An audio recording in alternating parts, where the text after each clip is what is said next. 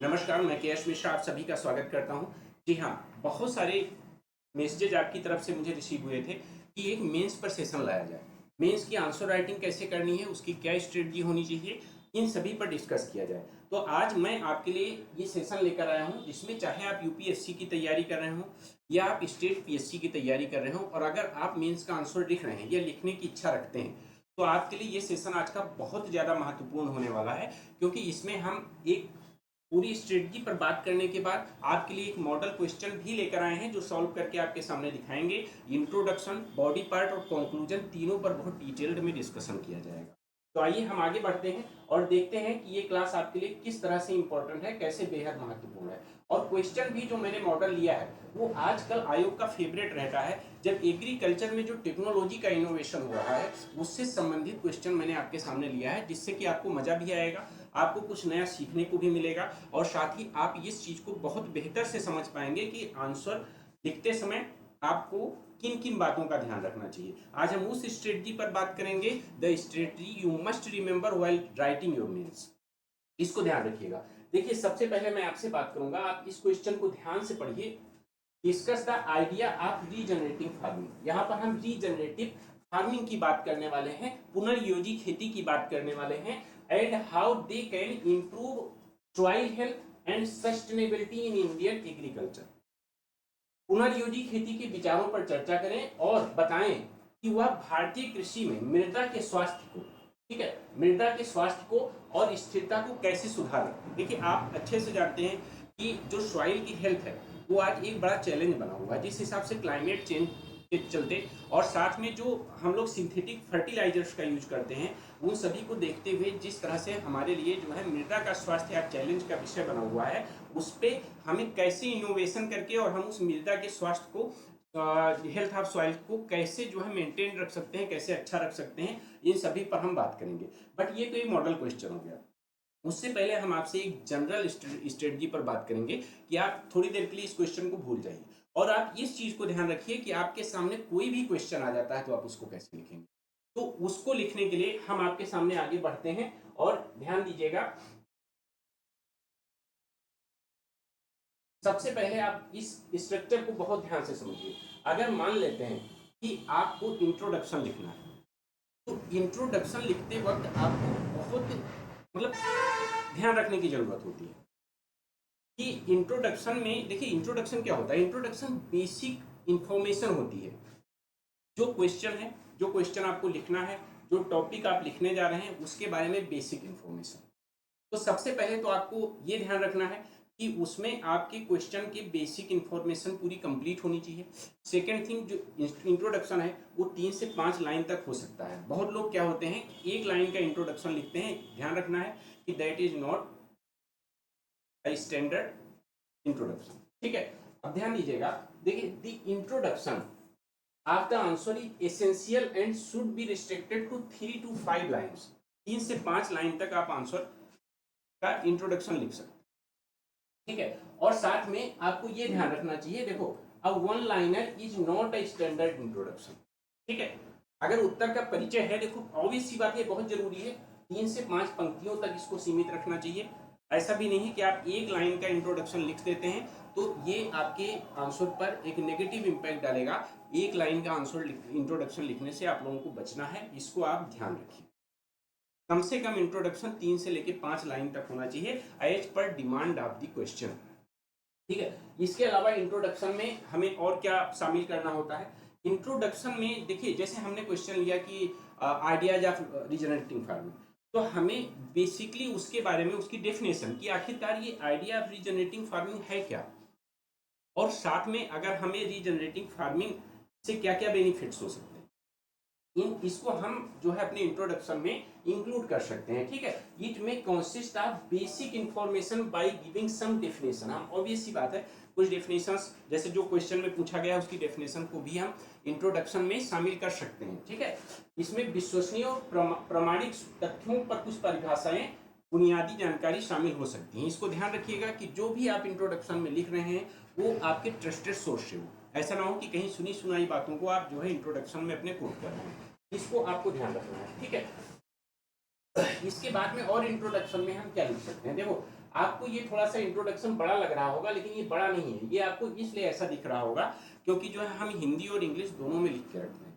जब आप इसको सिर्फ हिंदी में या सिर्फ इंग्लिश में लिखेंगे तो ये पूरा इंट्रोडक्शन जो मैं अभी आपको बताऊंगा 3 से 5 लाइन का ही होगा। फिलहाल के लिए आपको देखिए, जब हम इंट्रोडक्शन पे के बाद में अपने आपके बॉडी पार्ट पे आते हैं, देखो बॉडी पार्ट जो है वो मेन हमारे आंसर का मेन पार्ट होता है।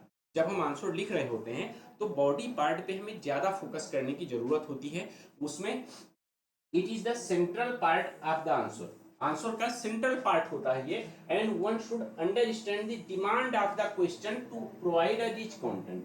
अगर हमें क्वेश्चन के हिसाब से डिमांड को समझकर हम इसके बाद में आंसर देंगे, आंसर लिखेंगे, तो ऑब्वियस सी बात है वहां पर हम एक रिच कंटेंट प्रोवाइड कर पाएंगे, एक हेल्दी कंटेंट प्रोवाइड कर पाएंगे। लेकिन इसके लिए हमें ये बहुत ज़्यादा जरूरी है कि हम क्वेश्चन का डिमांड समझें, क्वेश्चन हमसे पूछना क्या चाह रहा है, हम उसकी डिमांड को समझकर इसके बाद में जब हम आंसर देंगे तो निसंदेह हमारा आंसर एक इंप्रेसिव आंसर बनेगा। और साथ ही देखिए, अभी हम आपको जब लिख के दिखाएंगे वो रीजनरेटिंग फार्मिंग वाला क्वेश्चन, तो आप समझेंगे कि हाँ जो है कितना बेहतर तरीके से। लेकिन उसके लिए जरूरी है, अगर उसको आपको समझना है तो ये जो जनरल स्ट्रेटजी है इस पर आपको फोकस करना है, इसको आपको बहुत अच्छे से ध्यान रखना है। क्योंकि ये जो स्ट्रेटजी मैं बता रहा हूँ ये सिर्फ उस क्वेश्चन के लिए नहीं है, बल्कि जितने भी क्वेश्चन आप मेंस के अपने लिखेंगे उन पूरे क्वेश्चंस के लिए है। और अगर इस क्लास को आप बहुत ध्यान से पढ़ लेंगे तो यकीन मानिए आप कल से आंसर राइटिंग लिखना शुरू करिए, आप देखिएगा कितना इंप्रूवमेंट आपके अंदर दिखेगा, ये मेरी गारंटी है। आप बस इस क्लास को बहुत ध्यान से करिए और इसके बाद में आप देखिए आपके अंदर आंसर राइटिंग को लेके क्या चेंजेस आते हैं बहुत अच्छे से। और साथ में आपको ध्यान रखना है कि the answer must be preferably written as a mix of points and short paragraphs rather than using a long paragraph और जस्ट पॉइंट। जैसे आप लोगों में से बहुत सारे लोग क्या करते हैं, जब आंसर लिखने लगते हैं तो या फिर पॉइंट वाइज ही लिखते जाते हैं या फिर पैराग्राफ वाइज लिखते हैं। आंसर राइटिंग करते समय आप ये चीज ध्यान रखिए, अगर आपको इंप्रेसिव आंसर राइटिंग करनी है तो आपको पैराग्राफ और पॉइंट्स का मिक्स फॉर्म जो है यूज करना है। आपको पॉइंट्स में भी लिखना है, आपको पैराग्राफ में भी लिखना है। ये डिपेंड करता है कि हाँ जो है आप जो कंटेंट दे रहे हो, ठीक। अब पता चले आपको लगता है कि 3-4 लाइन में जो है एक जो हम बात कहना चाह रहे हैं वो हमारी बात 3-4 लाइन में पूरी होगी, तो अब उस 3-4 लाइन के लिए हम अगर पॉइंट वाइज लिखते हैं तो इंप्रेसिव नहीं रहेगा। हमें वहां पर क्या करना है, हमें वहां पर पैराग्राफ वाइज, कोई छोटी लाइन है आपको लगता है कि हाँ ये हम पॉइंट बना के लिख सकते हैं तो ऑब्वियस सी बात है हम उसको पॉइंट में लिख सकते हैं। बट ये ध्यान रखिए मिक्स फॉर्म होना चाहिए। ऐसा नहीं कि पूरा का पूरा आंसर आप जो है क्या कर रहे हैं, या फिर लिख दे रहे हैं जो है पैराग्राफ में, या फिर आप लिख दे रहे हैं केवल पॉइंट वाइज। इसको आपको विशेष रूप से ध्यान रखना है, ठीक है, पैराग्राफ में। और इसके अलावा हम क्या कर सकते हैं, जैसे मान लेते हैं हमें जहाँ नेसेसरी हो वहाँ हम डायग्राम का भी यूज कर सकते हैं, ठीक है, फ्लो चार्ट या ट्री डायग्राम। लेकिन एक चीज आपको ध्यान रखना है कि हमें बहुत ज्यादा ट्री डायग्राम या फ्लो चार्ट का उपयोग नहीं करना है। जहाँ पे ये बहुत ज्यादा जरूरी हो वहीं पर हमें इन सभी चीजों का इस्तेमाल करना है, ठीक है, आप ध्यान दीजिएगा।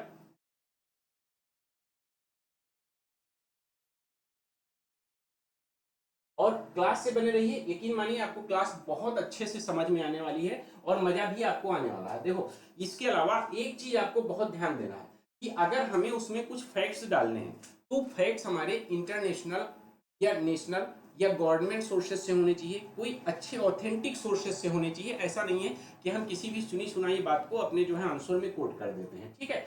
Using facts from authentic government sources makes your answer more comprehensive.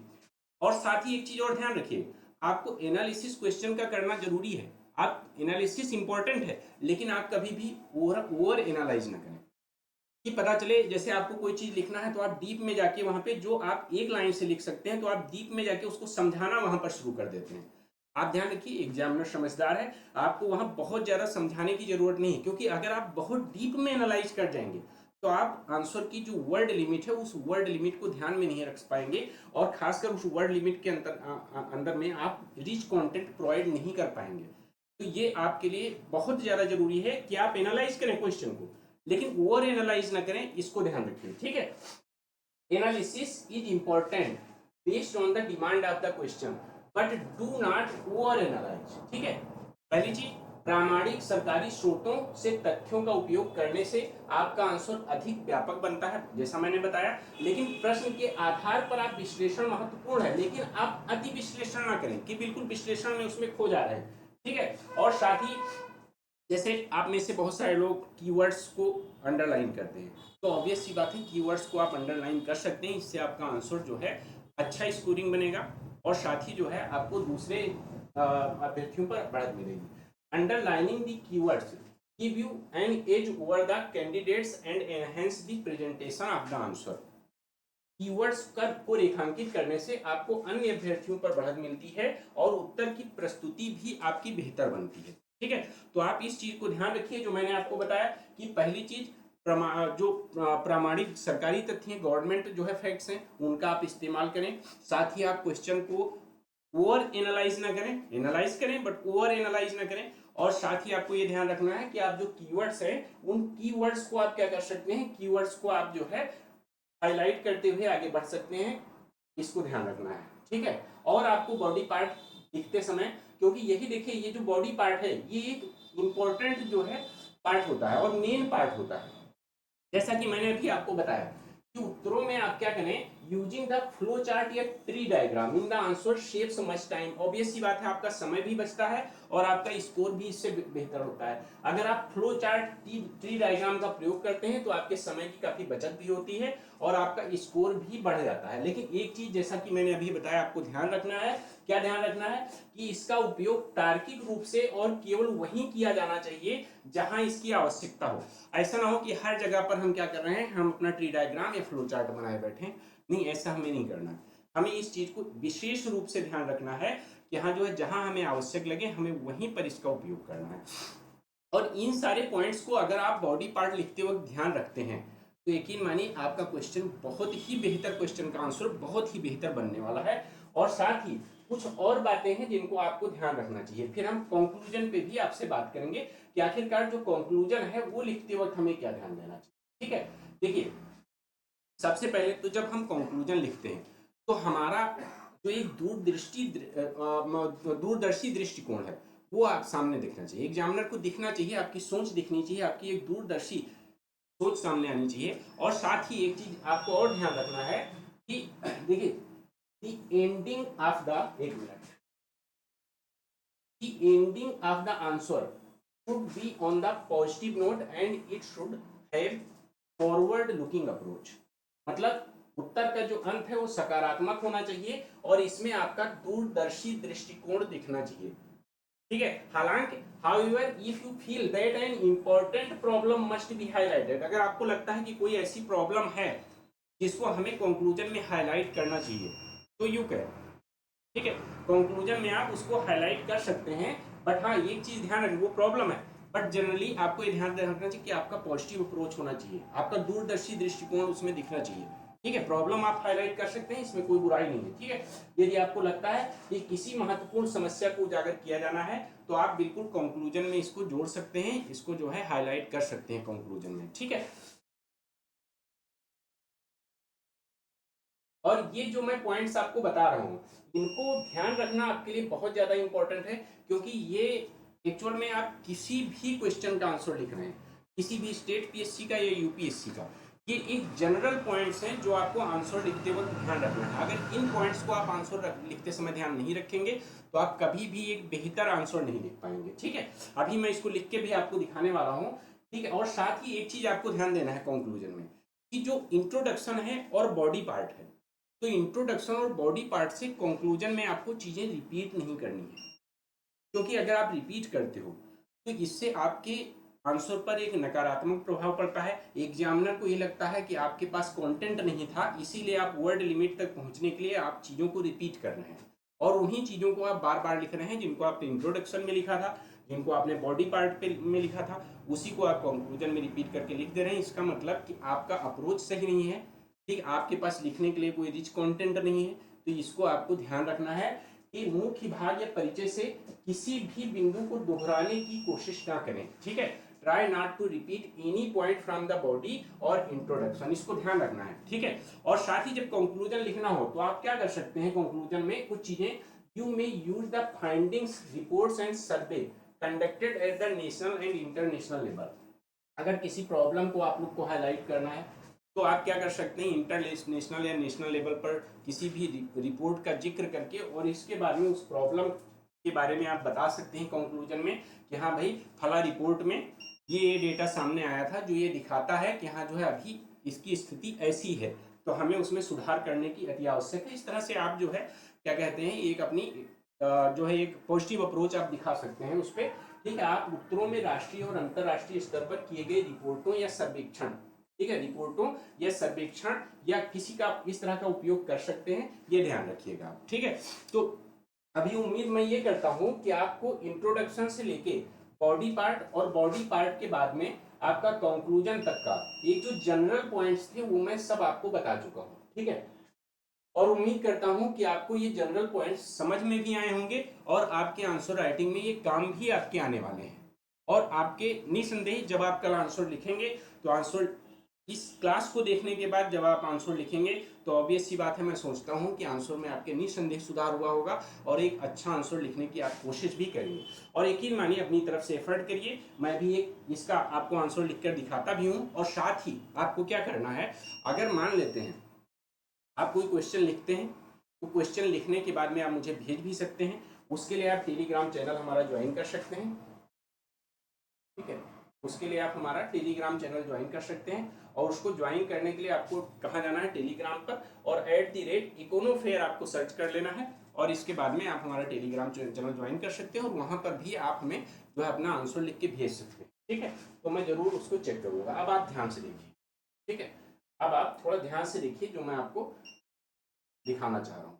ठीक है, इसको आप थोड़ा एक बार ध्यान से पढ़िए, फिर हम लोग बात करेंगे। ये जो क्वेश्चन है, इस क्वेश्चन को आप एक बार ध्यान से देखिए। Discuss the ideas of regenerating farming.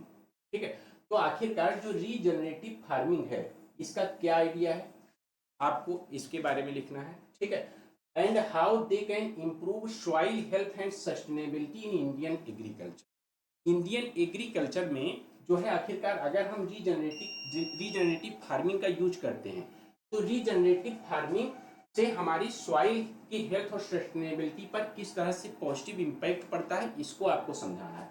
पुनर्योजी खेती के विचारों पर आपको चर्चा करना है। तो सबसे पहले आपको ये ध्यान रखना है कि आपको इंट्रोडक्शन में क्या करना है, आपको पुनर्योजी खेती के बारे में बताना है कि आखिरकार ये पुनर्योजी खेती होती क्या है, ये रीजनरेटिव फार्मिंग है क्या। लेकिन इसके साथ साथ सिर्फ रीजनरेटिव, एक आपको एक चीज और ध्यान रखना है, जब आप इंट्रोडक्शन लिख रहे हो तो इंट्रोडक्शन में क्वेश्चन का सिर्फ पहला पार्ट लेकर आपको इंट्रोडक्शन नहीं लिखना है। ठीक है, इस चीज को आपको ध्यान रखना है इंट्रोडक्शन लिखते वक्त कि क्वेश्चन का जो पहला पार्ट है, पहले पार्ट के अलावा आपको जो सेकंड पार्ट है, सेकंड पार्ट को भी आपको इंट्रोडक्शन में जगह देनी है, इसको भी आपको ध्यान रखना है।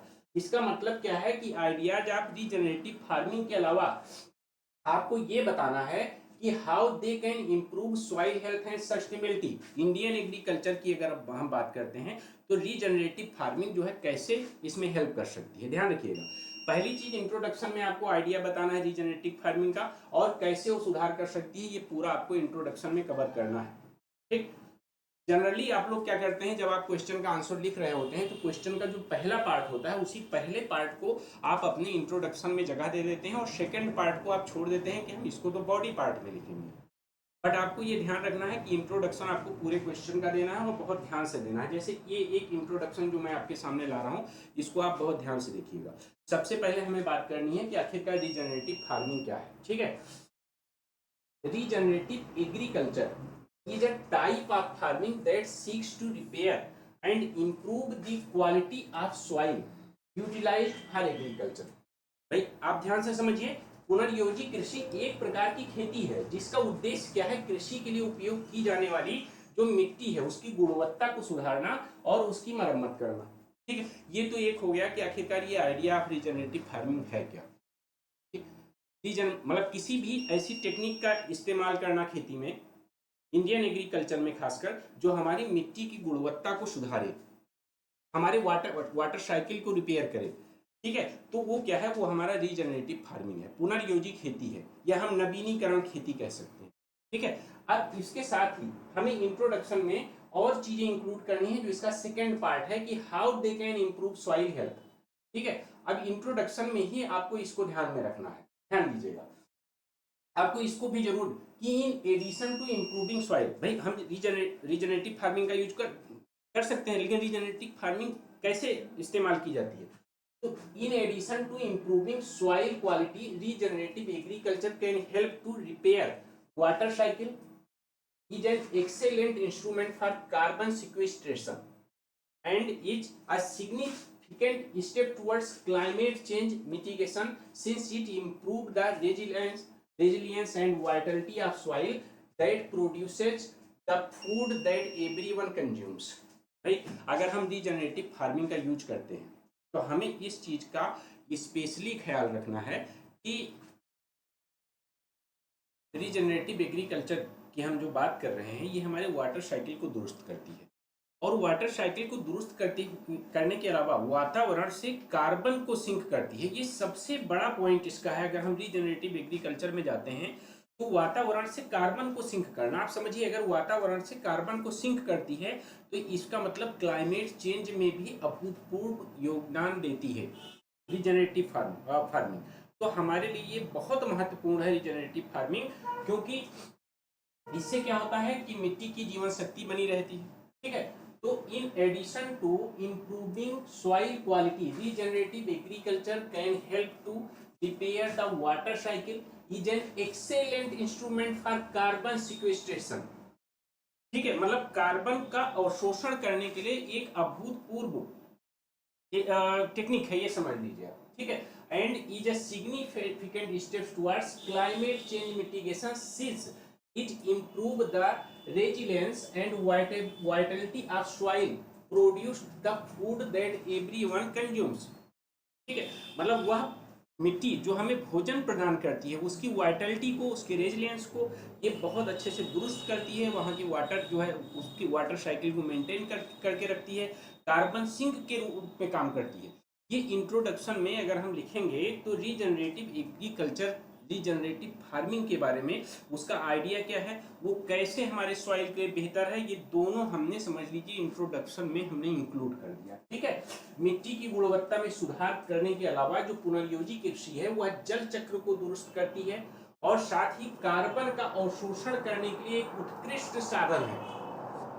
जलवायु, ऑब्वियस सी बात है, अगर कार्बन का जो है अवशोषण करती है तो यह जलवायु परिवर्तन की दिशा में भी एक महत्वपूर्ण कदम है।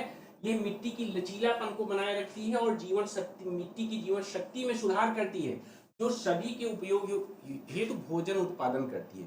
तो इससे फूड सिक्योरिटी भी बेहतर होती है। अब आप ये समझ लीजिए रीजनरेटिव फार्मिंग के इंट्रोडक्शन के रूप में आपने आइडिया ऑफ रीजनरेटिव फार्मिंग भी लिख दिया, साथ में आपने ये भी लिख दिया कि रीजनरेटिव फार्मिंग हमें कैसे हेल्प करती है और वो हमारे लिए किस तरह से महत्वपूर्ण है, इसके बारे में भी आपको पता चल गया। ठीक है, एक पॉइंट आप जो है देखिए, ये इंट्रोडक्शन बहुत बड़ा नहीं है, इसको मत समझिएगा, क्योंकि ये हिंदी और इंग्लिश दोनों में दिख रहा है, इस वजह से आपको इंट्रोडक्शन थोड़ा बड़ा लग रहा होगा। जब आप इसमें क्या करेंगे, इसको आप अपनी नोटबुक में लिखेंगे और या हिंदी या इंग्लिश में लिखेंगे आइदर में, तो ये आपको एक कॉम्पैक्ट 3 to 5 लाइन्स का ही इंट्रोडक्शन आपको यहाँ पर मिलेगा। ठीक है, और ध्यान दीजिएगा इसके अलावा अगर मैं आपसे बात करता हूँ तो जो ये टेक्नोलॉजी है, जो रीजनरेटिव फार्मिंग की टेक्नोलॉजी है, ये क्या करती है, ये क्या होता है, जो क्रॉप्स एंड वेजिटेशन को से क्या करती है, successfully collect carbon from the atmosphere. जैसा कि अभी मैंने बताया कि एटमॉस्फेयर से सक्सेसफुली कार्बन को कलेक्ट करती है और एक कार्बन सिक्विट्रिंग टूल के रूप में जो है योगदान देती है। पुनर्योजी कृषि में प्रयुक्त प्राथमिक जो प्रौद्योगिकी है वह फसलों और वनस्पतियों का विकास है। मतलब इसमें ऐसी फसलों और वनस्पतियों का विकास किया जाता है जो बेसिकली हमारी मिट्टी की वाइटलिटी को बनाए रखें और कार्बन सिंक के रूप में काम करें, जो वायुमंडल से सफलतापूर्वक कार्बन को एकत्र करती है और कार्बन को सोखने के एक उपकरण के रूप में भी कार्य करती है। यहाँ पर इंट्रोडक्शन इसका खत्म हो गया। आप समझिए पॉइंट को, रीजनरेटिव फार्मिंग का आइडिया और रीजनरेटिव फार्मिंग कैसे हमारे लिए हेल्पफुल होती है, ये हमने इसके इंट्रोडक्शन में कवर कर दिया। ठीक है, दूसरा हमारा देखो जो पार्ट है, यहाँ आखिरकार ये हमारी सॉइल वाइटलिटी को, रेजिलियंस को बनाए रखती है। ये किस तरह से हमारे लिए महत्वपूर्ण है। अगर हमें बॉडी पार्ट पे जाना है तो बॉडी पार्ट पे जाने से पहले हमें एक चीज का विशेष रूप से ध्यान रखना है, और वो क्या है कि जो इंडियन एग्रीकल्चर है उसमें सॉइल की हेल्थ से संबंधित प्रॉब्लम्स क्या हैं। भाई ऐसा नहीं है कि हमने डायरेक्ट लिख के रीजनरेटिव फार्मिंग ऐसे हेल्प करती है, ये करेगी उसके लिए कम से कम हमारे पास ये जानकारी होनी चाहिए कि आखिरकार हमारी जो इंडियन सॉइल है उसके साथ प्रॉब्लम क्या है। तो जब हमें प्रॉब्लम होगी तो प्रॉब्लम को हम मेंशन करने के बाद जब उसके सुधार के लिए हम रीजनरेटिव फार्मिंग कैसे यूज करेंगे इसको मेंशन करेंगे तो हमारा जो है आंसर और ज़्यादा क्या करेगा, और ज़्यादा सुदृढ़ बनेगा। ठीक है, देखिए मैं एक बार आपको दोबारा से क्वेश्चन पे ले चलता हूँ और आप उस क्वेश्चन को देखिए, इसके बाद समझिए। देखिए जैसे हमने बात किया कि discuss the ideas of regenerative farming, हमने रीजनरेटिव फार्मिंग का आइडिया आपको इंट्रोडक्शन में डाल दिया। अब अगर हमें ये बताना है कि how they can improve soil health and sustainability, तो कम से कम हमें ये पता होना चाहिए कि जो हमारी इंडियन एग्रीकल्चर है उसमें सॉइल की हेल्थ और सस्टेनेबिलिटी के साथ समस्याएं क्या क्या हैं। जब समस्याओं के बारे में हम मेंशन करेंगे तो उन समस्याओं को मेंशन करने के बाद में हम रीजनरेटिव फार्मिंग कैसे उसमें हेल्प करेगी, क्या क्या हमें करना चाहिए रीजनरेटिव फार्मिंग में, कौन कौन से पार्ट्स हैं, उसको जो है हम डिस्कस करेंगे तो हमारे लिए ये एक बेहतर आंसर साबित होगा। तो आइए हम इसके बॉडी पार्ट पे चलते हैं और बॉडी पार्ट को देखते हैं कि किस तरह से बॉडी पार्ट आप लिखेंगे इसका। ठीक है, तो सबसे पहले हम इसकी प्रॉब्लम्स पे जाएंगे। देखिए आप जानते हैं कि भारत में फूड सिक्योरिटी एक बहुत बड़ा मुद्दा है। ठीक है, लेकिन जो वर्तमान हमारी कृषि की प्रणाली है, जो हमारी इंडियन एग्रीकल्चर है जिसमें हम सिंथेटिक फर्टिलाइजर्स का यूज करते हैं, तो वो हमारे मिट्टी की हेल्थ को, मिट्टी के स्वास्थ्य को लगातार खराब करती जा रही है और इससे तरह तरह की बीमारियां भी उत्पन्न हो रही हैं क्योंकि हम सिंथेटिक फर्टिलाइजर्स का ज़्यादा से ज़्यादा यूज कर रहे हैं। तो अगर हम वर्तमान एग्रीकल्चर के साथ में चले, वर्तमान एग्रीकल्चर सिस्टम के साथ में चले और उसमें हमने इम्प्रूवमेंट नहीं किया रीजनरेटिव फार्मिंग का, तो ये ध्यान रखिएगा कि हम फूड सिक्योरिटी प्राप्त नहीं कर पाएंगे। जो हमारा टारगेट है फूड सिक्योरिटी का उसको हम अचीव नहीं कर पाएंगे। तो अभी देखिए मैं इसमें जो है कुछ ऐसे, जैसे मैंने कहा था कि कुछ गवर्नमेंट सोर्स से, कुछ रिसर्च से डेटा भी हम ऑथेंटिक यूज कर सकते हैं, उसको भी हम इसमें यूज करेंगे। ठीक है, देखो India is unlikely to meet food need, ध्यान दीजिएगा, India is unlikely to meet food needs by 2050। 2050 तक जो फूड सिक्योरिटी के हमारे मुद्दे हैं उनको हम सॉल्व करने में सक्षम नहीं हो पाएंगे अगर continuing with the current intensive agriculture design which depends heavily on chemical fertilisers. क्योंकि जो वर्तमान हमारी कृषि प्रणाली है वो क्या है, वो केमिकल फर्टिलाइजर पर पूरी तरह से डिपेंड है। तो अगर इसके साथ में हम चलते हैं तो इससे क्या होता है, हमारी जो सॉइल की हेल्थ खराब होती है। तो ये एक अच्छा ऑप्शन नहीं है कि हम 2050 तक जो फूड सिक्योरिटी के मुद्दे हैं उनको हम सॉल्व कर पाए। तो ऑब्वियस सी बात है भारत 2050 तक खाद्यान्न की आवश्यकताओं की पूर्ति होने की संभावना नहीं है अगर हम वर्तमान कृषि व्यवस्था को जारी रखते हैं जो रासायनिक उर्वरकों पर अत्यधिक निर्भर है और जिसके परिणाम स्वरूप मृदा के स्वास्थ्य में चिंताजनक गिरावट हो रही है। तो ये एक अच्छा विकल्प नहीं होगा, क्योंकि जब हम रीजनरेटिव फार्मिंग के आइडिया को आपके सामने रखने जा रहे हैं आंसर में, तो हमें एग्जामिनर के साथ सामने ये भी जरूर रखना है कि आखिरकार हमारे वर्तमान सॉइल सिस्टम है, वर्तमान जो एग्रीकल्चर सिस्टम है उसमें किस तरह की प्रॉब्लम्स हैं, किस तरह की समस्याएं हैं। और जब तक हम उन समस्याओं के बारे में बात नहीं करेंगे तब तक हम रीजनरेटिव फार्मिंग कैसे हेल्प करेगी इसके बारे में हम नहीं बता पाएंगे। तो इस चीज को आप क्वेश्चन की डिमांड को समझिए। काफी चीजें ऐसी होती हैं जो क्वेश्चन की डिमांड में हिडन होती हैं, उसको हमें समझना पड़ता है। अगर आपसे सपोज दैट आपसे क्वेश्चन में किसी भी समस्या के समाधान के बारे में पूछा जाए तो ऑब्वियस सी बात है उस समस्या के बारे में आपको पता होगा तभी आप उसका समाधान निकाल पाएंगे। तो इस वजह से सबसे पहले भारत में जो वर्तमान एग्रीकल्चर सिस्टम है उस एग्रीकल्चर सिस्टम के साथ समस्याएं क्या हैं इसकी जानकारी आपको होना आवश्यक है। ठीक है, तो अब जैसे देखिए दो चीजें, अब जैसे हम सिंथेटिक फर्टिलाइजर्स का यूज करते हैं तो वो हमारे लिए कॉस्टली भी है। ठीक है, वो हमारे लिए कॉस्टली भी है, तो जो कॉस्ट इंटेंसिव है हमारे लिए, तो सबसे मेन चीज़ है अगर हम रीजनरेटिव फार्मिंग पर जाते हैं तो वो कॉस्ट इंटेंसिव जो है वो भी हमारे लिए जो है सुलभ हो जाएगा, आसान हो जाएगा। ठीक है, और साथ में जो फ्यूल बेस्ड एग्रीकल्चर सिस्टम है तो ज़्यादातर सिंथेटिक फर्टिलाइजर यूज करने से उसमें न्यूट्रिएंट्स की कमी हो जाती है और नतीजा क्या होता है, बीमारियां आपके सामने आती हैं। और जो बीमारियां आती हैं उस पर जो हम खर्चा करते हैं, एक्चुअल में जो हमारा डाइटरी पैटर्न सिस्टम है, डाइटरी पैटर्न सिस्टम के कारण जो हमारा खर्चा होता है उसको हम हिडन कॉस्ट की बात करते हैं। कि आखिरकार वो हमारे जो वर्तमान एग्रीकल्चर सिस्टम है उसमें हिडन कॉस्ट है, क्योंकि वो किसी प्रोडक्ट की प्राइस में मेंशन नहीं होता है, लेकिन उस प्रोडक्ट को, उस प्रोड्यूस को कंज्यूम करने से हमारा जो डाइटरी पैटर्न सिस्टम चेंज होता है उस पर हम जो खर्चा करते हैं वो भी हमारी हिडन कॉस्ट है। ठीक है, वो भी हमारी हिडन कॉस्ट है। अभी मैं बात करूंगा United Nation Food and Agriculture Organization की जो स्टेट ऑफ फूड रिपोर्ट आई है 2024 की, उस पर भी हम बात करेंगे कि उसमें हिडन कॉस्ट की किस तरह से चर्चा की गई है। ठीक है, तो ध्यान दीजिएगा, तो sole reliance on such costly system, sole reliance on such a costly energy intensive fossil fuel based agriculture system, क्योंकि जो हमारा वर्तमान एग्रीकल्चर सिस्टम है वो क्या है बताइए, वो एक्चुअल में फॉसिल फ्यूल बेस्ड है। ठीक है, फॉसिल फ्यूल बेस्ड है, तो उससे हमको छुटकारा पाना है। ठीक है, और इसी कारण से वो भारत में जो food, nutritional and environmental security के सामने एक चैलेंज बना हुआ है। जो ये वर्तमान एग्रीकल्चर है, ऐसी महंगी, ऊर्जा गहन, जीवाश्म ईंधन आधारित कृषि प्रणाली पूरी तरह निर्भरता भारत की खाद्य, पोषण और पर्यावरण सुरक्षा को खतरे में डाल सकती है। मतलब अगर हम वर्तमान एग्रीकल्चर सिस्टम पर डिपेंड रहेंगे तो जो एक तो हमारे लिए एनर्जी एफिशिएंस है, दूसरी हम जीवाश्म ईंधन का उपयोग कर रहे हैं उस कृषि में। ठीक है, सिंचाई के लिए और भी तरीकों से, तो ऐसे में क्या है, वो हमारे क्लाइमेट चेंज पर भी फर्क डालती है, तो कहीं से भी हमारे पर्यावरण के लिए भी वो सुरक्षित नहीं है, और इसके अलावा जो है हमारे बिल्कुल खाद्य सुरक्षा और पोषण को भी हमारे खतरे में डालती है। ठीक है, जैसे संयुक्त राष्ट्र कृषि संगठन ने United Nation Food and Agriculture Organization, जिसको हम UNFAO लिखते हैं, United Nation Food and Agriculture Organization, इसकी रिपोर्ट आई। ठीक है, और रिपोर्ट का नाम क्या है, state of the food and agriculture report 2024।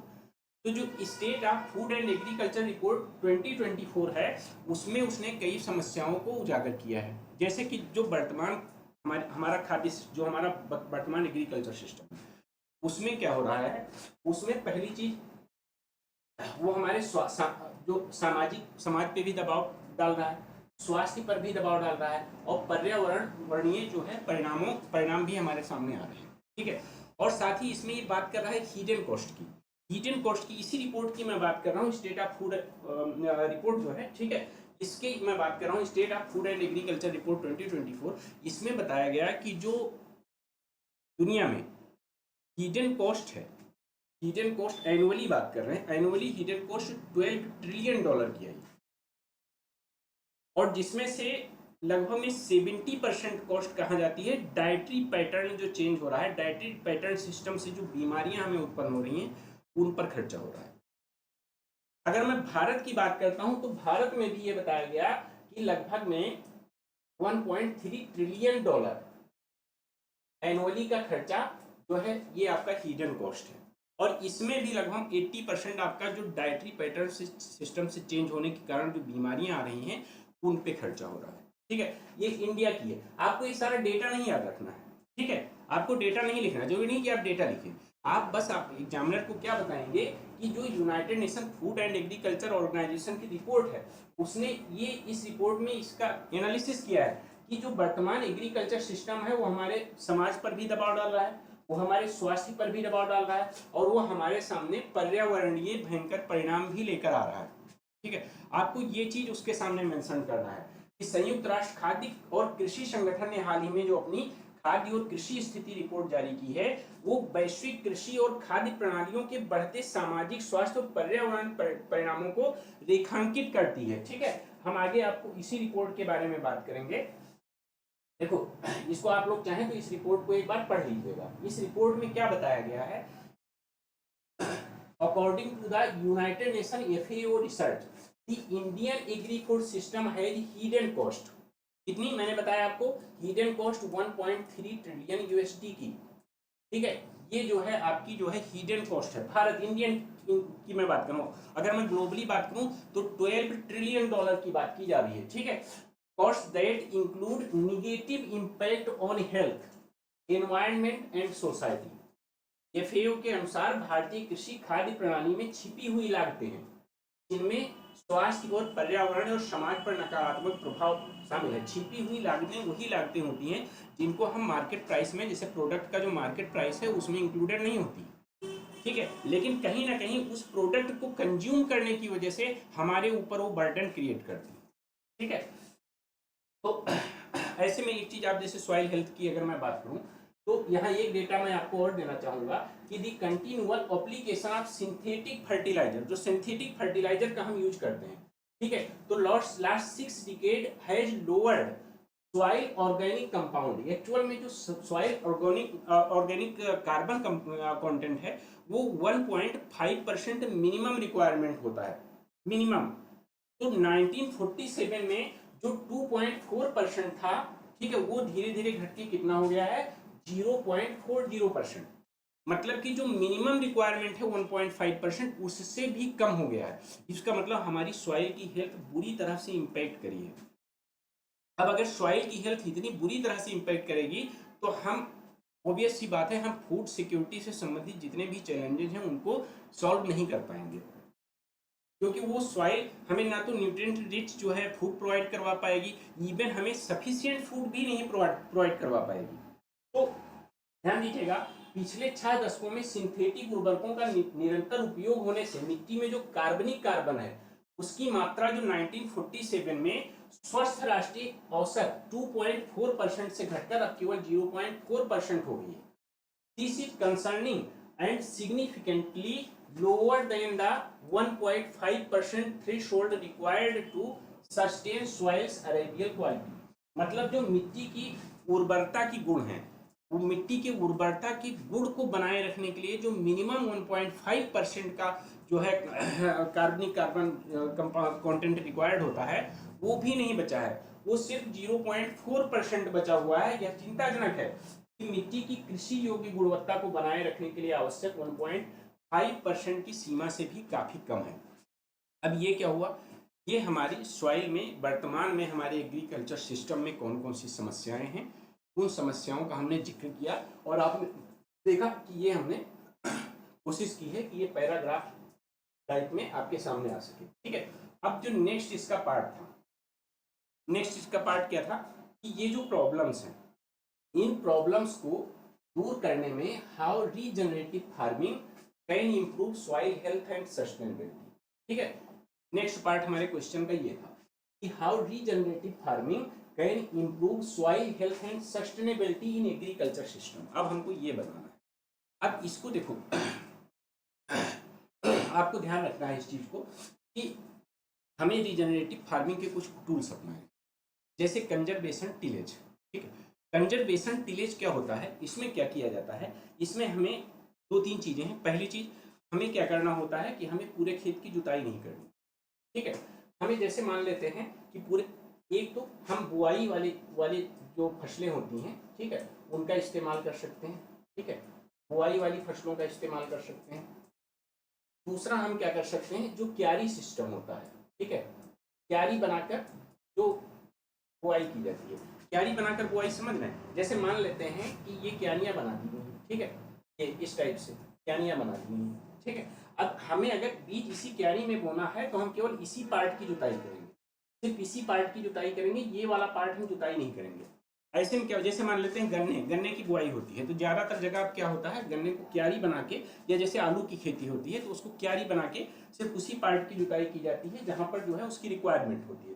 तो ऐसे में पूरे खेत को हमें जुताई नहीं करना है। ऐसे में एक तो हमारे ऊपर जो है कॉस्ट इफेक्टिव, दूसरी क्या है कि जब हम बार बार उसकी मिट्टी की परत वहां से नहीं हटेगी तो वहां पे मिट्टी में जो हमारा रिच न्यूट्रिएंट कंटेंट है वो हमारा बना रहेगा, मिट्टी में जो नमी है वो नमी मिट्टी की बरकरार रहेगी, ठीक है।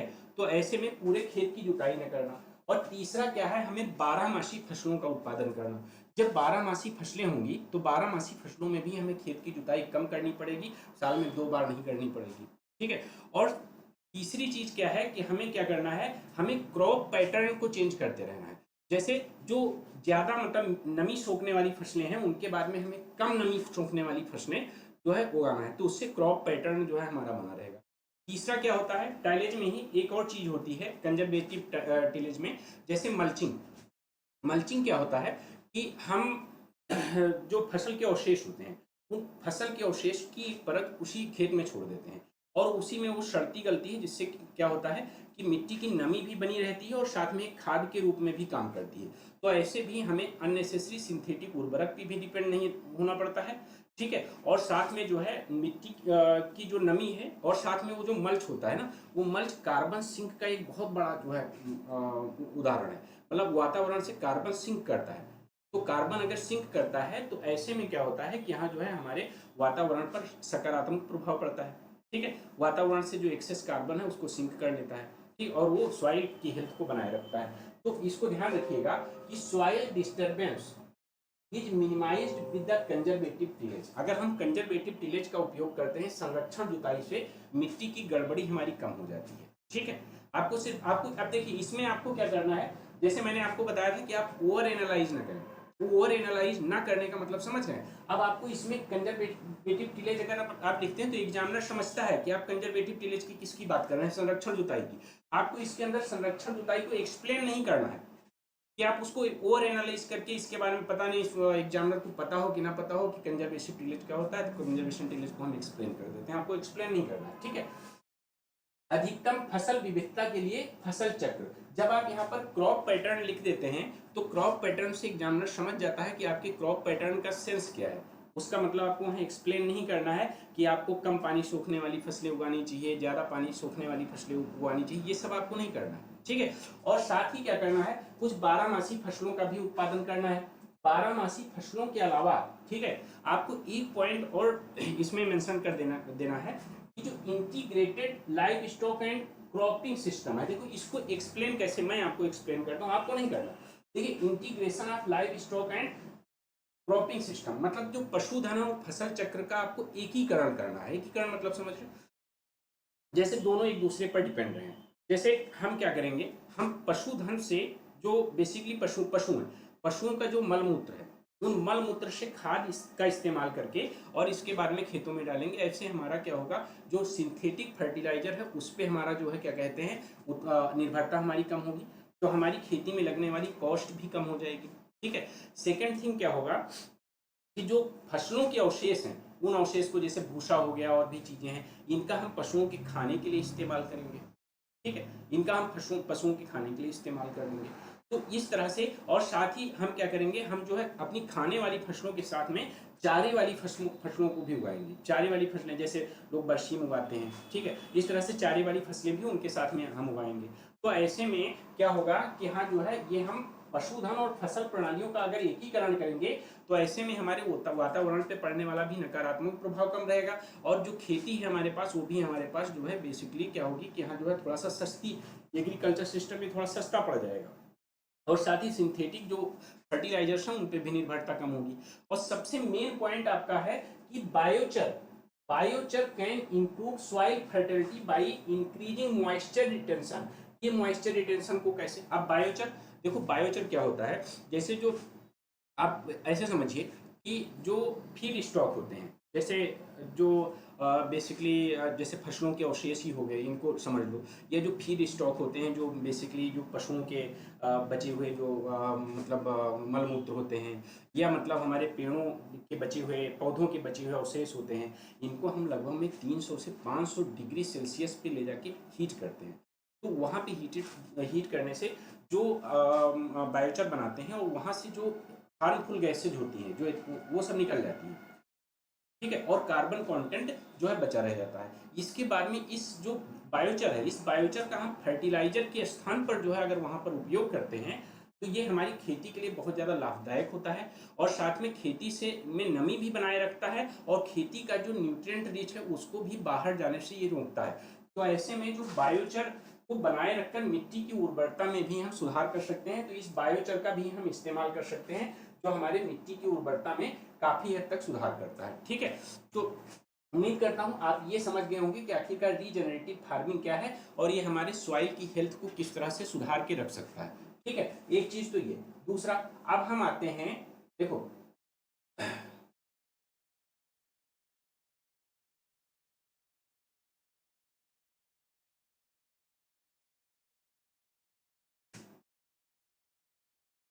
लेकिन इसके लिए ध्यान देना, इसके लिए हमें थोड़ा सा और ये ध्यान रखना है कि देखिए जो हमने इतनी देर आपसे रीजनरेटिव फार्मिंग का डिस्कस किया है, तो ये एक नई टेक्निक है, तो इसके बारे में सबको जानकारी नहीं है, और जानकारी होते हुए भी सबके पास प्रशिक्षण नहीं है।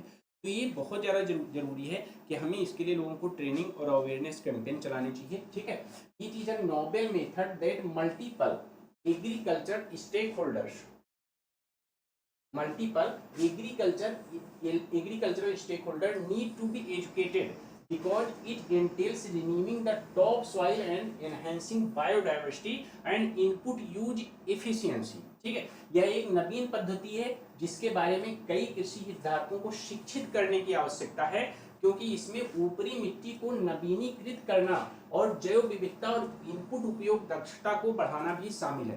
तो इस टेक्निक के बारे में जो है जितनी ज़्यादा हम अवेयरनेस फैला पाएंगे, लोगों को खासकर किसानों को एजुकेट कर पाएंगे, तो उतना ही ये किसान मददगार होंगे हमारे क्लाइमेट चेंज से लड़ने में और साथ ही फूड सिक्योरिटी अटेन करने में। ठीक है, इसको ध्यान रखिएगा। और साथ में ये कृषि पारिस्थितिकी के लिए भी बहुत बेहतर विकल्प है। ठीक है, कृषि पारिस्थितिकी के लिए भी बहुत बेहतर विकल्प है, और इस वजह से हमें क्या करना है, regenerative farming based on agri ecological principles can help reduce input cost.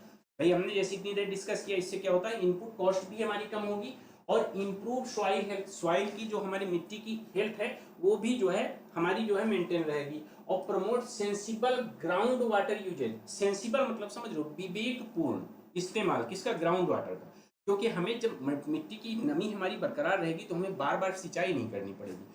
ऐसे क्या होगा, हम ग्राउंड वाटर जो हमारा है उसका विवेकपूर्ण इस्तेमाल कर सकते हैं और reduce natural resources depletion and raise farm output and profit.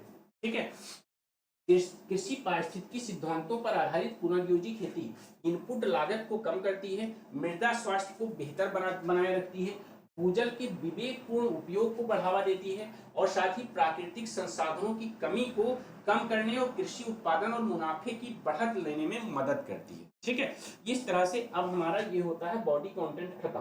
ठीक है, और उम्मीद करता हूं अब इसमें आप भारतीय जो कृषि प्रणाली है उसमें समस्याएं और उन समस्याओं के निराकरण के बारे में भी आप एग्जामिनर को लिख चुके हैं। ठीक है, अब हम अगर कंक्लूजन पे आते हैं, ठीक है, अगर हम कंक्लूजन पे आते हैं, एक मिनट, तो कंक्लूजन पे ये ध्यान रखिएगा कि यहाँ कंक्लूजन जैसे मैंने क्या बताया था कि कंक्लूजन आपका एक दूर दृष्टिकोण वाला होना चाहिए। ठीक है, आप चाहें तो समस्याओं का समाधान उसमें, या कोई समस्या है जो आपको लगता है उजागर करना है उसको आप मेंशन कर सकते हैं। ठीक है, लेकिन India's agriculture must be redesigned to ensure, जैसे हमने बताया कि वर्तमान एग्रीकल्चर सिस्टम की हमने बात कर ली, प्रॉब्लम्स क्या हैं, और फिर हमने रीजनरेटिव फार्मिंग की बात की। तो ऑब्वियस सी बात है, India's agriculture must be redesigned to ensure its foods nutritional and environmental security. अगर हमें न्यूट्रिशन रिच फूड लेना है, अगर एनवायरमेंट सिक्योरिटी जो है हमें बेसिकली इंश्योर करनी है, ठीक है, अगर हमें अपनी फूड नीड्स को प्राप्त करना है, तो इंडिया का जो एग्रीकल्चर सिस्टम है उसको क्या करना चाहिए, उसको रीडिजाइन करना चाहिए। ठीक है, उसको रीडिजाइन करना चाहिए। It is feasible to discover and scale up system that use ecological intensification such as natural regenerative agriculture। ठीक है, जैसे जिस तरह से हमें नेचुरल रीजनरेटिव एग्रीकल्चर पे आना है, तो ऑब्वियस सी बात है हमें उसमें रिसर्च को भी बढ़ावा देना चाहिए, और साथ ही उस रिसर्च को बढ़ावा देने के साथ साथ हमें क्या करना चाहिए कि हमें अपनी एग्रीकल्चर सिस्टम को रीडिजाइन करना चाहिए। ठीक है, रीडिजाइन करना चाहिए। भारत की कृषि को खाद्य पोषण और पर्यावरण सुरक्षा सुनिश्चित करने के लिए पुनः डिजाइन किया जाना चाहिए। प्राकृतिक या पुनर्योजी कृषि जो रीजनरेटिव फार्मिंग है उसको हम नेचुरल फार्मिंग भी कहते हैं। ठीक है, पारिस्थितिकी गहनता का उपयोग करने वाली प्रणालियों की खोज करना चाहिए और उनका विस्तार करना चाहिए। इस तरह से हम क्या करेंगे, हम अपने एग्रीकल्चर सिस्टम में और ज्यादा बेहतर सुधार कर सकते हैं। ठीक है, हम बेहतर सुधार कर सकते हैं अपने एग्रीकल्चर सिस्टम में। अब देखो एक पॉइंट इसमें हम मेंशन कर सकते हैं, जैसे याद होगा आपने को हमने कार्बन क्रेडिट की अवधारणा को सुनाया था, समझाया था। कार्बन क्रेडिट क्या था, 1 यूनिट कार्बन क्रेडिट अगर जो है अलॉट होती है तो उससे क्या होता है कि हम उसको एग्रीकल्चर सिस्टम में भी यूज कर सकते हैं। कि जब किसान ऐसी फसलों का उत्पादन करेंगे, ऐसी फसलें उगाएंगे जो वातावरण से कार्बन डाइऑक्साइड या कार्बन का अवशोषण करती हैं, तो ऐसे में हमें उनको कार्बन क्रेडिट देना चाहिए, उनको कार्बन क्रेडिट मार्केट से जोड़ना चाहिए। ऐसे में क्या होगा, जो हमारे किसान हैं वो किसान इसके लिए प्रोत्साहित होंगे कि वो रीजनरेटिव फार्मिंग को उगाएं, वो ऐसी फसलों को उगाएं जो वातावरण से कार्बन को सिंक करता हो।